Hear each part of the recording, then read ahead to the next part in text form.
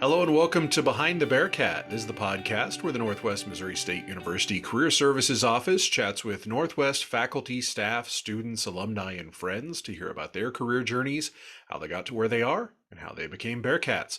I'm Northwest Internship Coordinator Travis Klein. And I'm Hannah Christian, the Director of Career Services here at Northwest. And on today's podcast, here's my drum roll, we have Valentine, Osakwe, and I am the co-founder and CEO at PIP Connect.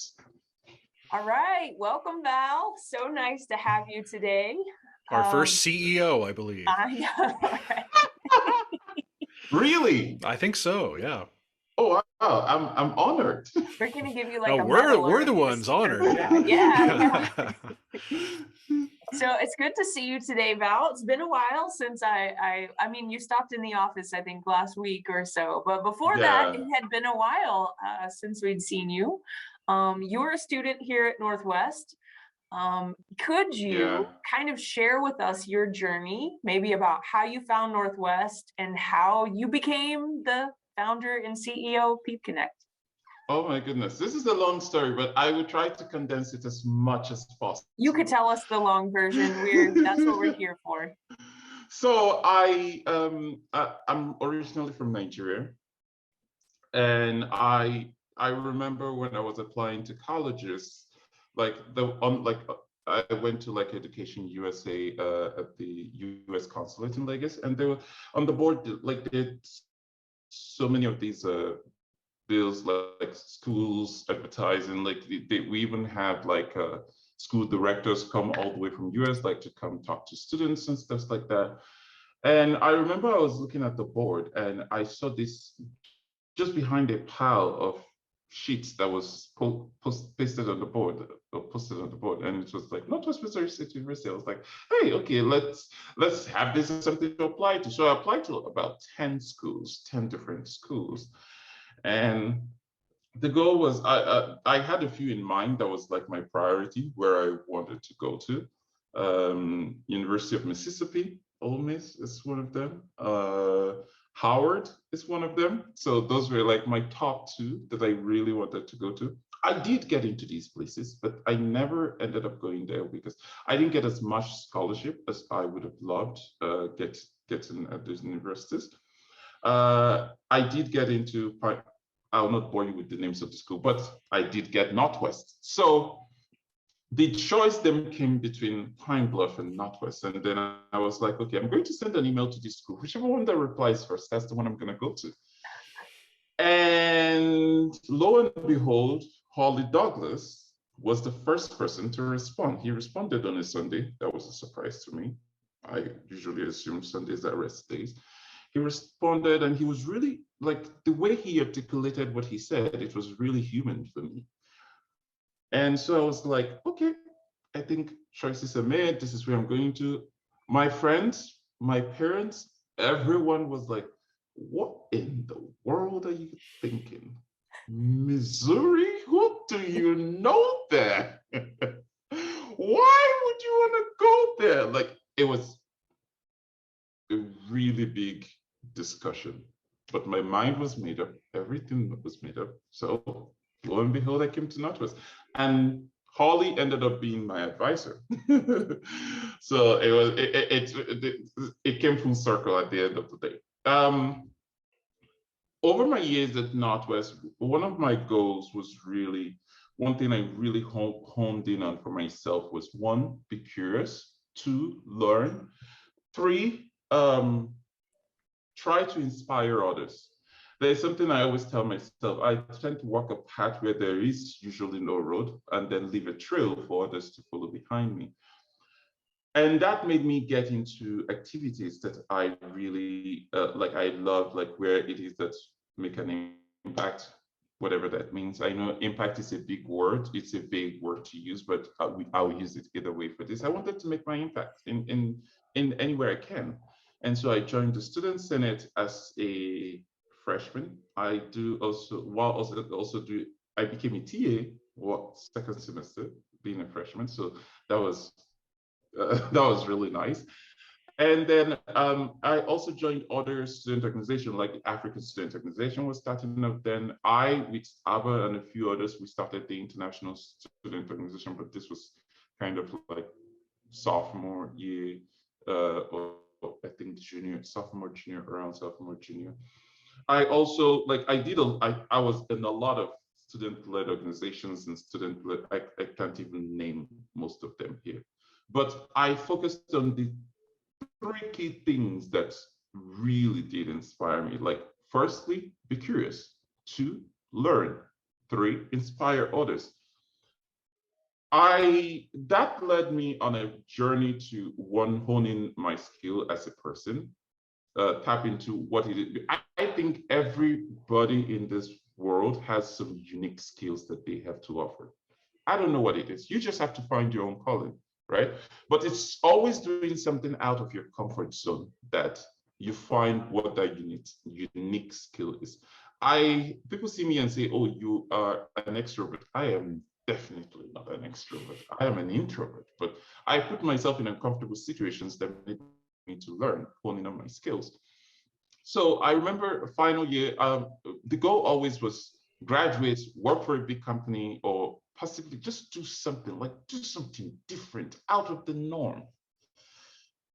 I remember starting with the idea of Pip Connect, what it was going to be. I didn't know anything about startups. I didn't know anything about the company. I didn't know anything about anybody. But it was, like I said, curious. Is this something you can do? I don't know. Learn. Why don't you go try and see if you can do it? Okay.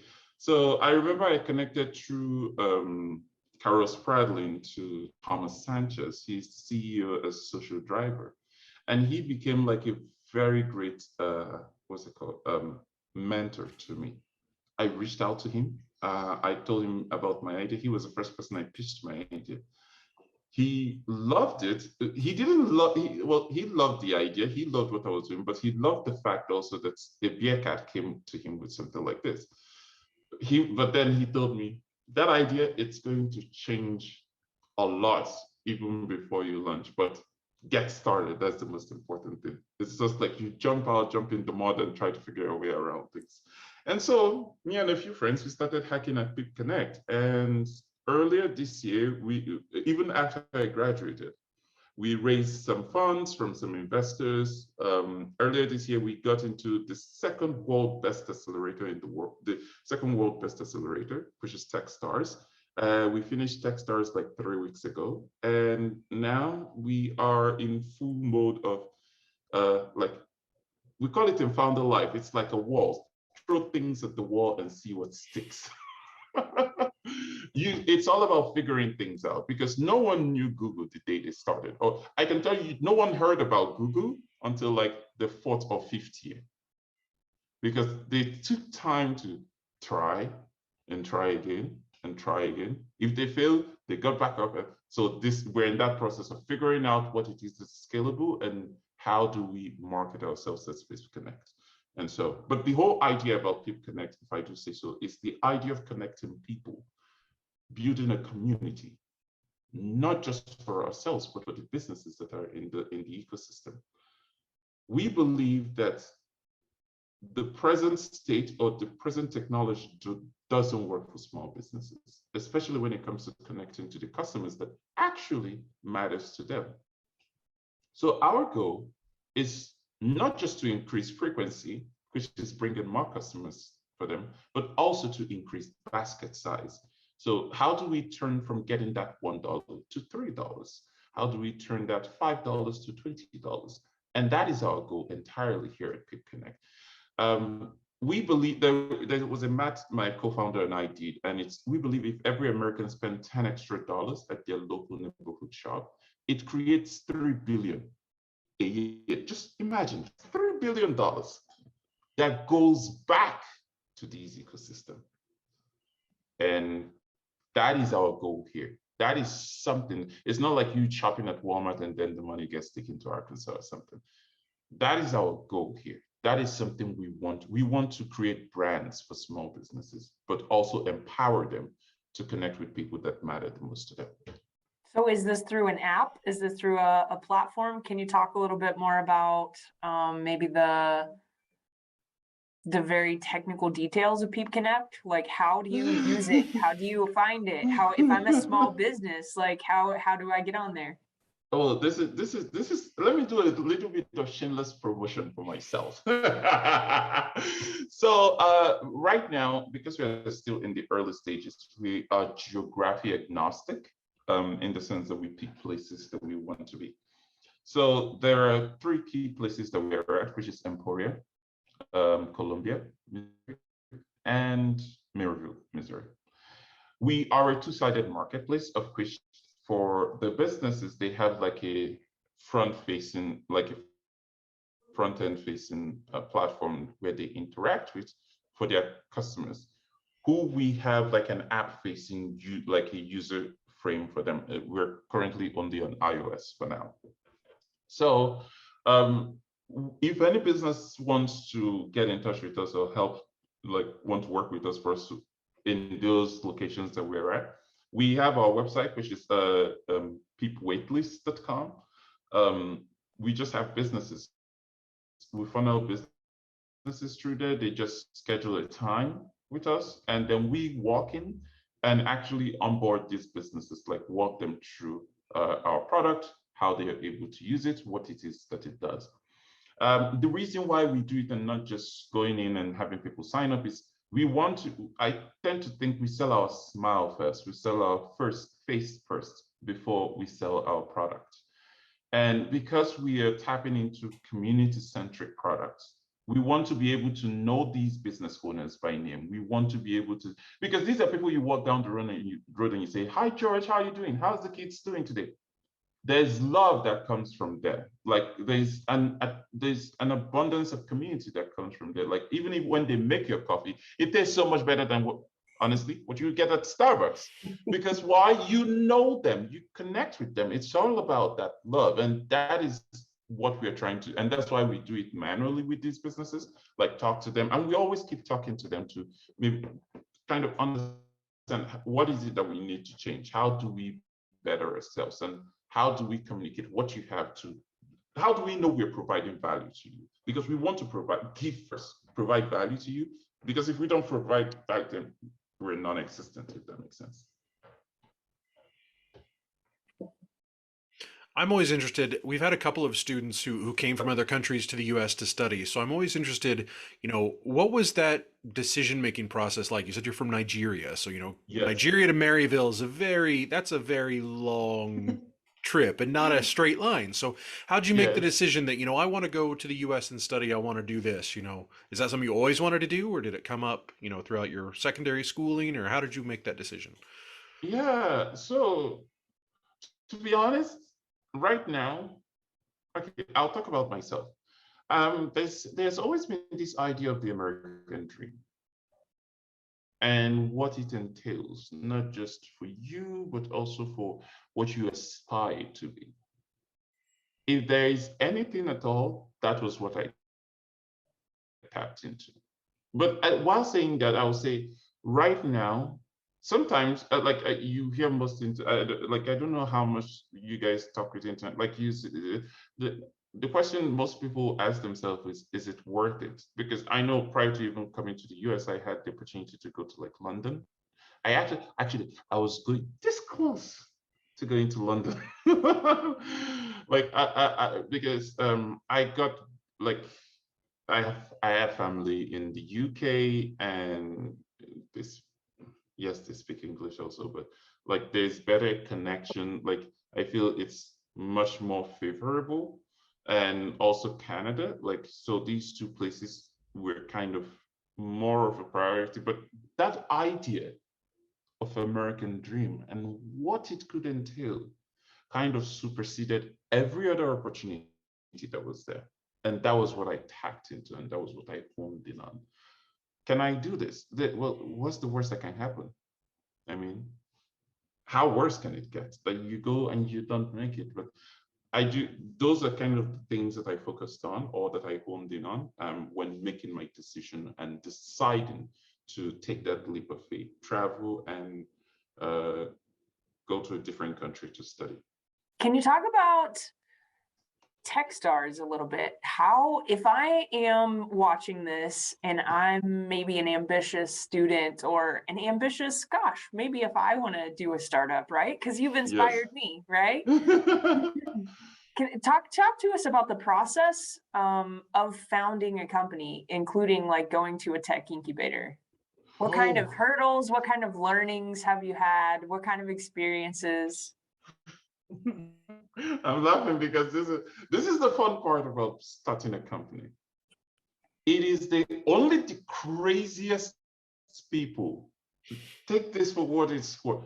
Only the crazy, you have to be crazy to say you want to start a company. And you have to look at this math. Only about, I think 30, is it 25? For 30% of startups make it past their first 6 months. Out of these 25, 30%, only about 5% make it past their 1 year mark. Out of this 5%, 90% fail before they get to their 3rd year. So that 1 extra percent is actually what gets successful. So you have to see this math, be crazy enough to challenge this, but it is the best thing that could ever happen to you. I tell myself today, I wouldn't have hired myself last year when I graduated. Like me today, being an entrepreneur, wouldn't have hired myself last year. And that is the truth. And this is why it matters. To go into a startup, one of the things that people do it different ways. The first thing you need is you need to come up with a problem. What problem do you want to solve? What's the problem that you're having, that you see other people having that problem that you would like to solve? And start with then come up with a solution. How do you solve that problem? These are the key basic foundation of any company. I see a problem, and I know I'm not the only one that has this problem. There are other people out there that have this problem, and I want to go solve that problem. Yay! Let's go. Now, this is where the crazy idea comes in. You need to build what I call is an alpha, like a test run, like a validation, because you need to build conviction around what it is that you're solving. Is this really a problem? Yes. How big is this problem, and how can I solve this problem? People go around, Uber and Lyft are solving the same problem in almost the same way, but they're still solving the same problem. So that's the same mindset. How will I go about solving this problem? What makes me different from that person close to me that is solving the same problem? Is my solution, do I believe that my solution is better than theirs? Does it provide more value? Can it make money? Especially if you want to go, like if you're putting, it has to make money. It's not something that's always ignored. So then once you build that conviction, then this is where the question is. You have to decide, do you want to fund, like you need funds, you need capital to run a business, right? So do you go to investors? Like we have various investors, like they're angels.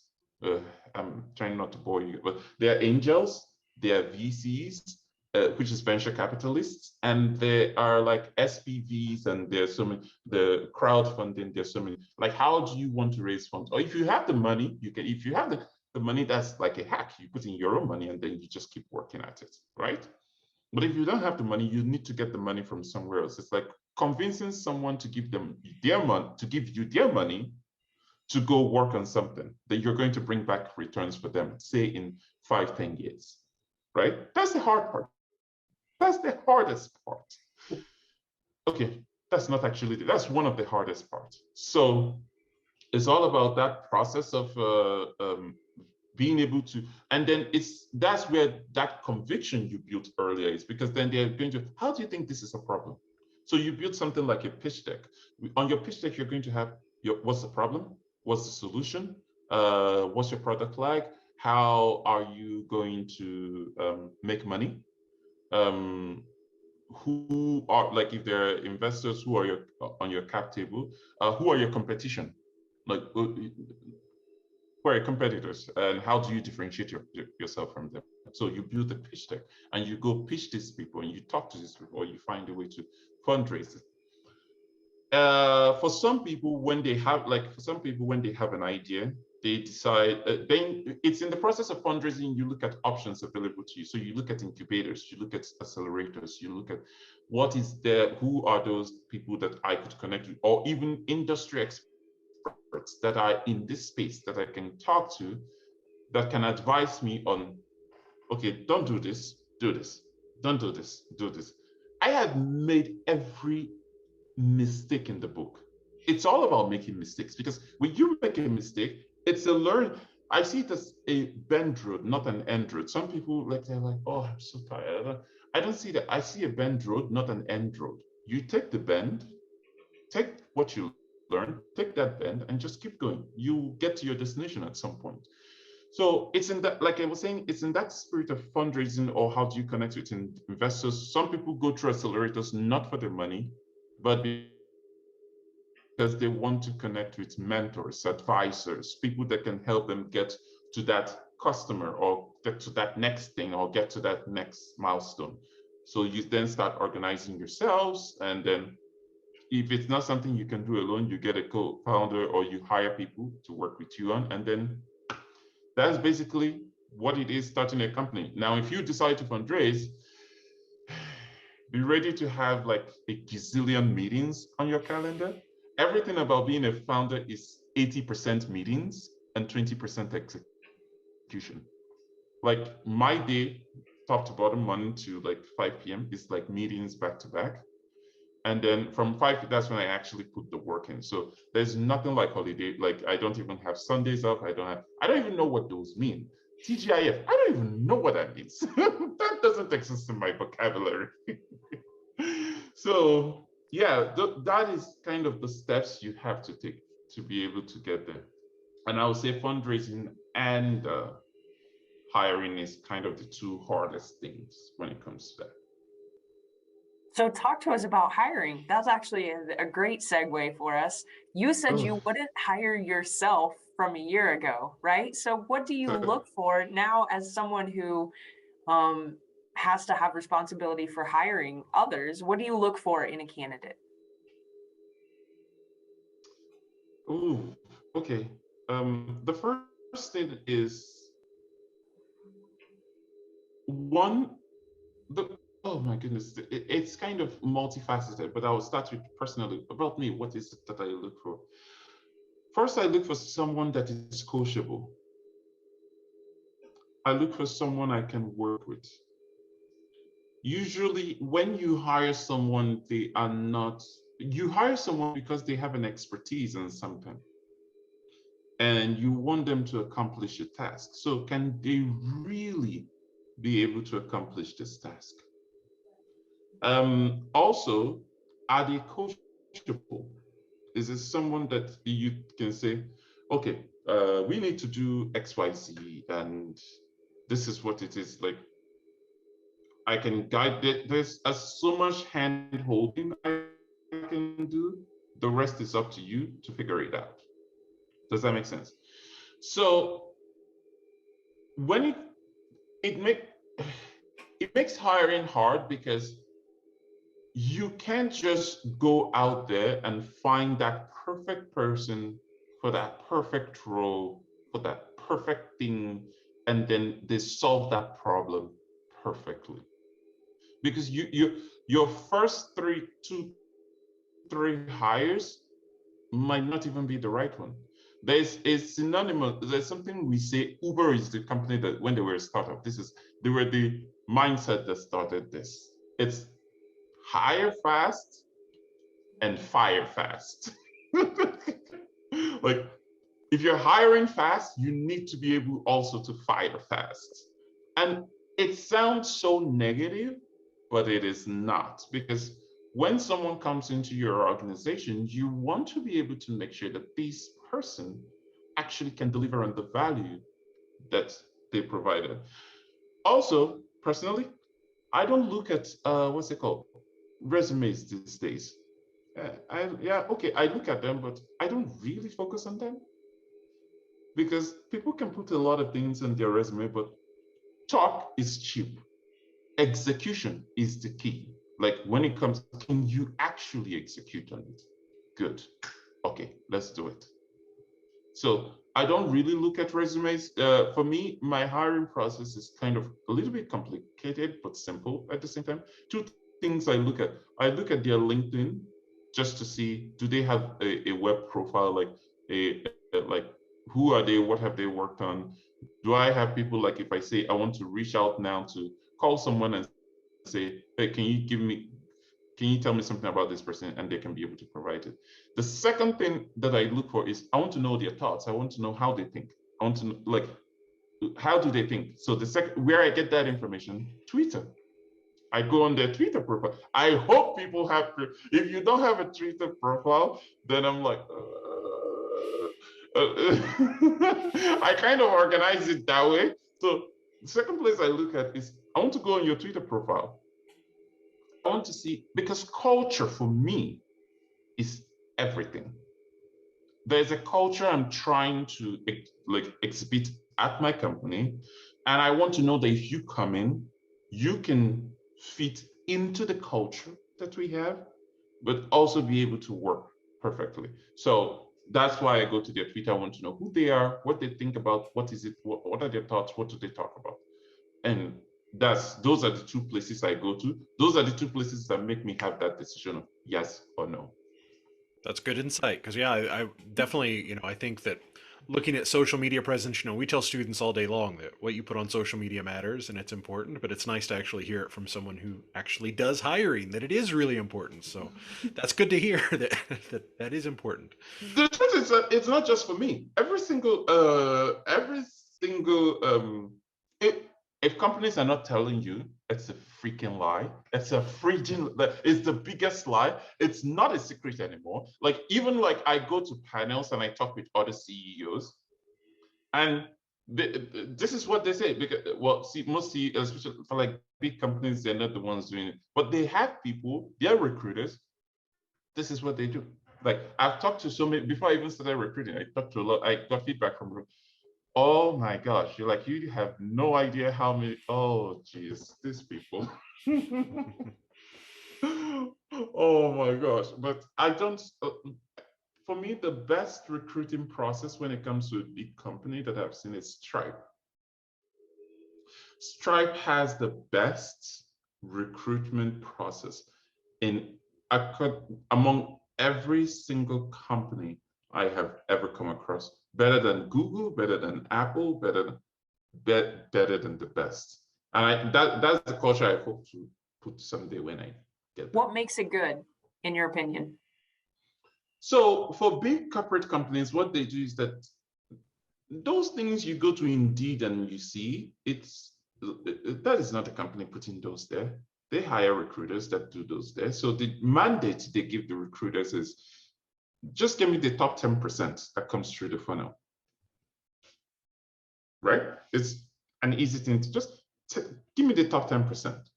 Now, when those recruiters come in, when those recruiters hired, okay, I can't talk about this without talking about what most hiring processes is like, so kind of to make it make sense. So when recruiters get those, when you apply to Indeed, you're not really applying to the company, you're applying to recruiters. Now the recruiters kind of separate the meat, like the sizzle from the steak. Like, what's the sizzle, what's like, they kind of separate these two. And they come up with like the mandate, which is the top 10%, and then they forward it to the HR. Now the HR on the other end takes this, looks through it, make their own cut, and then forward it to the various departments that have requested for this. Now, that's why you have that three-step process when it comes to interviewing, because the first interview after you have it with the company is the recruiter, which is working in tandem with the HR. That's the recruiter doing the interview. The second interview you have is with the actual HR. The third interview, which they usually add technical interview, is with the, I think, program manager or product manager, like whoever is in charge of that department that they are forwarding you to. So that's why there's a 3-step process or a 2-step process, depending. So that's the way it is. So for recruiters that are hired by Stripe, one of the things they tell them to do is, if you come across a candidate that you see that is not fit for the role you're hiring, because each recruiter is hiring specifically for something, pass them on. If you see they're good, do not remove them entirely. Pass them on to the recruiter still in this company that is hiring for that role that you think that they're good for. And that is amazing. Because you might be applying for one role, but according to your skill set, they feel like you're not good for this role, but you're good for this other role. So they've been granted that privilege to forward your name instead of saying, oh, we're not going to hire you because you applied for this and this is what you're good. They have that privilege of forwarding it to recruiters that are hiring for what they think will work best for them. And that's why I love Stripe. What advice would you have for students who maybe also want to start something up or have a great idea like you did and want to go through the process? You know, what do you wish you would have known when you were starting all this that you know now, but you didn't necessarily know then? Like I said, I made so many mistakes in the book. Like every single mistake you could think of, I made it. I am still making them till today. I'm still learning from them. I just talked to a mentor of mine yesterday, and I got my mind blown in so many ways, and I am changing it. She's the director she's the director at one of the VC firms, top VC firms in Chicago. So what is it that I know now? The first thing is believe in yourself, like self-belief. Admittedly, there was Hannah, I think we did have this conversation. Northwest is not the best place, like it's not the most entrepreneurial university. I think it's because that foundation hasn't been laid, that seed hasn't been planted among the students. I mean, there are so many opportunities. Why is Princeton, Harvard, Stanford, why do they have privileged entrepreneurs? And it's all about the connections that these places have. First, you need to believe in yourself. So many people are going to give you advice. So many people have an opinion on what you think you should do, but you shouldn't take people's opinion word for word. Believe in yourself, believe in what you're doing, take it and go work. Even, ask for advice, take advice, but also weigh those advice as regards to what it is that you're doing. And be able to take it for what it's worth. Don't take it as a given. Take it for what it's like. See how you incorporate it. If it's not something that fits, let it just pass through. Just let it go. It's like a sieve. Sieve it. See what actually weighs better that you can hold up to and what doesn't, and just keep. But believe in yourself. Have conviction in yourself. That alone is the most important thing when it comes to entrepreneurship. So it's all about you. It's all about your team. And I've learned today to try. I think I tell other founders, I don't care who you hired. I have the best team. Like, you can go figure it out. Go figure. I don't care who you are. I have the best team. And I still maintain today, I think I have not that I know I have the best people to work at this. Can you share with us your vision? I know you were in here, like I said, last week, we were kind of brainstorming, kind of trying to figure out how we could get some of this inspiration, right, spread around. So can you share with us maybe your vision for what you hope to maybe build here at Northwest? Oh, okay. As an alum, as a member of the community here. Yeah. So, Hannah, thank you for touching on that. I think one of my goals for Northwest is I want to break the stigma of what Northwest is today. That small town college, remote Missouri. When people ask me, where do you go to college? I am not making this up. That's like first time, like to me earlier on, it was a huge difference. Now I kind of wear it as a badge of honor and a strength. Like I'll go into meetings with other founders and people will be introducing yourself. Hi, my name is this alum Stanford. Hi, my name is this alum Harvard. Hi, my name is this alum USC. Hi, my name is this alum. They just introducing themselves all around, and it gets to my turn. Hi, my name is Val, Northwest Missouri. And they're like, everyone just, where is that? So my goal is I want, if possible, I want Northwest to be one of the best entrepreneurial universities in the region. And there is no reason why we can't have people that work at much bigger companies. Be it, I think last year COVID has democratized a lot of access that you can even stay on a mountain in Timbuktu and be working for Google. Like that is the way the world is going today. So I want to be able to inspire students to aim more, like to maybe reach more, aim more, get more, that they can come back and be able to say, hey, I'm the, like, if let's say someone wants to work at PayPal, I can pick up the, oh, I know someone that works at PayPal, let's talk to them. Because that is what makes Harvard great. That is why I even proposed, like, I want to do like a mixed session where I invite like these, I want to be able to give more, like bring in these industry experts from these to kind of talk about what is the process about even getting into these places, and also have students network with getting them. Also inspire more students to be entrepreneurs. Like the way, as I am now, you guys have no idea how many companies that come through my funnel and say, hey, we're going to pay you this amount of money, 6 figures, FYI. Just leave what you're doing and come do it and come work for us. And all in this, if you're learning from, like, if you're learning from other people, like when you're working for someone, if you get out right out of college, I say, once you get right out of college, get into a project, work for a startup. You learn a lot, because why you learn is, a startup life is, it goes up. No, a normal life working for a normal company is like, it goes up, then you keep doing the same thing.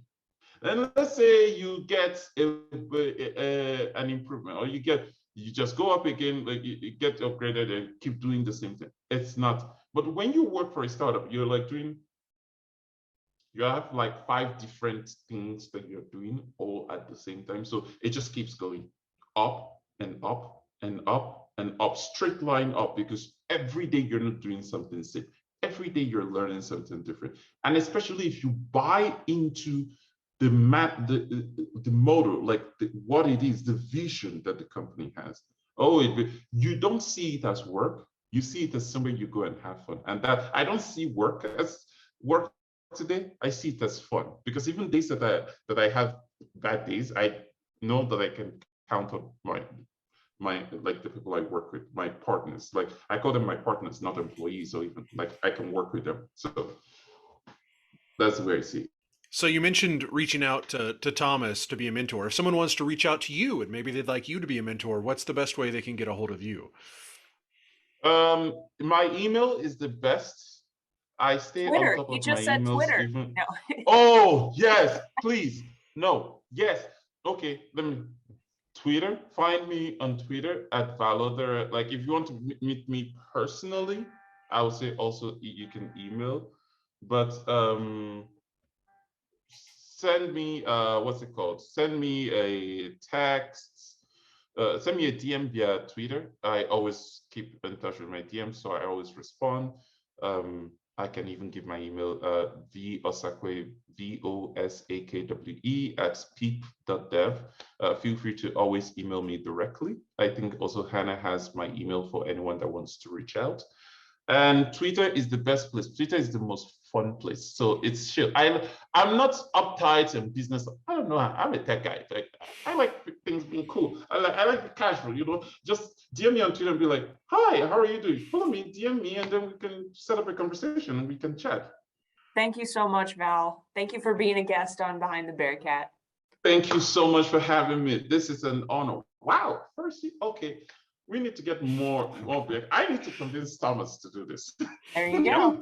Let me know if you want him, because I'll actually talk to him to see if he's awesome. down. Yeah, we would love that. Yep.